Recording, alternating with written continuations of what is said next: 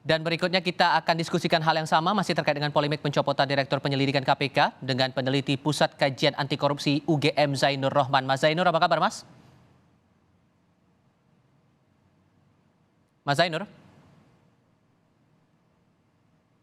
Kabar baik, selamat sore. Baik, terima kasih sudah bergabung Mas Zainur. Apa yang Anda cermati soal beda perintah ini antara Polri bilang dipertahankan, tapi di sisi lain KPK bilang sudah selesai pemberhentian dengan hormat?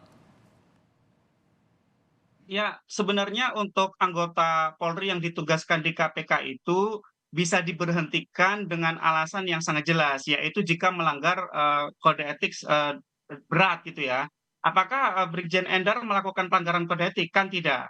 Yang kedua, kalau KPK beralasan bahwa ini sudah selesai menjalani tugasnya di KPK, artinya sudah habis masa jabatannya. Padahal itu adalah satu proses yang berlangsung secara anual. Setiap tahun ada perpanjangan perintah kepada para anggota Polri yang bertugas di KPK. Nah, jadi saya melihat bahwa alasan KPK tidak cukup kuat untuk memberhentikan Brigjen Endar dan mengembalikannya ke Polri. Dan kalau kita simak, sebenarnya alasan di balik pemberhentian inilah yang perlu diungkap oleh Dewan Pengawas KPK.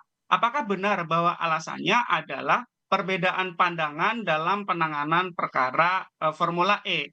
Tapi Jika Anda memang melihat benar, kuat maka dugaannya ke arah sana atau tidak? karena tidak ada alasan lain yang kuat, satu-satunya alasan yang kuat yaitu hanya itu tadi, soal Formula E.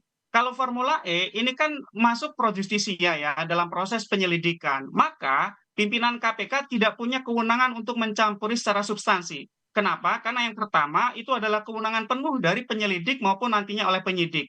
Yang kedua, pimpinan KPK sekarang dengan Undang-Undang 19 2019 itu bukan lagi berstatus sebagai penyidik dan penuntut umum sehingga tidak bisa menetapkan perkara. Itu adalah kewenangan murni dari penyelidik dan penyidik di Direktorat Penindakan KPK. Jadi ketika pimpinan KPK masuk ke substansi perkara dan memaksakan pendapat untuk penetapan satu perkara yang sedang ditangani oleh Direktorat Penyelidikan, maka menurut saya ini sudah merupakan satu pemaksaan pendapat dan bentuk kesewenang-wenangan. Apalagi jika kesewenang-wenangan tersebut diikuti dengan pemberhentian dengan hormat Direktur Penyelidikan tanpa ada satu alasan yang jelas, kecuali kalau hanya memang alasan soal masa baktinya yang telah habis. Padahal itu sekali lagi adalah satu hal yang anual yang memang setiap tahun diperbarui Hmm. surat perintahnya untuk menduduki jabatan tersebut. Jadi saya melihat di sini ada potensi pelanggaran kode etik yang sangat jelas dilakukan oleh para pimpinan KPK, Bang. Oke, maka kemudian Dewan Pengawas bisa melakukan apa dulu nih setelah laporan dibuat oleh Brigjen Endar? Ya, tentu yang pertama Dewan Pengawas bisa menerima laporan tersebut, mempelajari laporannya, mengumpulkan informasi, data-data, bisa memanggil para pihak dan mendalami sebenarnya bagaimana proses ketika ada gelar perkara untuk kasus Formula E, karena semuanya berawal dari sana. Apakah dalam forum gelar perkara tersebut ya semuanya dilakukan sesuai dengan ketentuan? Kalau sudah ada alat bukti, maka memang harus dinaikkan ke penyidikan. Kalau tidak ada alat bukti yang dipegang oleh penyelidik, maka tidak bisa dinaikkan ke penyidikan. Kalau itu dipaksakan, berarti ada pemaksaan oleh pimpinan KPK dan itu merupakan bentuk pelanggaran kode etik. Itu pertama. Hmm. Yang kedua, dari sisi kepegawaian. Apakah pemberhentian ini sudah sesuai dengan ketentuan-ketentuan kepegawaian di KPK berdasarkan PP tentang sistem manajemen SDM di KPK maupun tentang peraturan KPK tentang kepegawaian.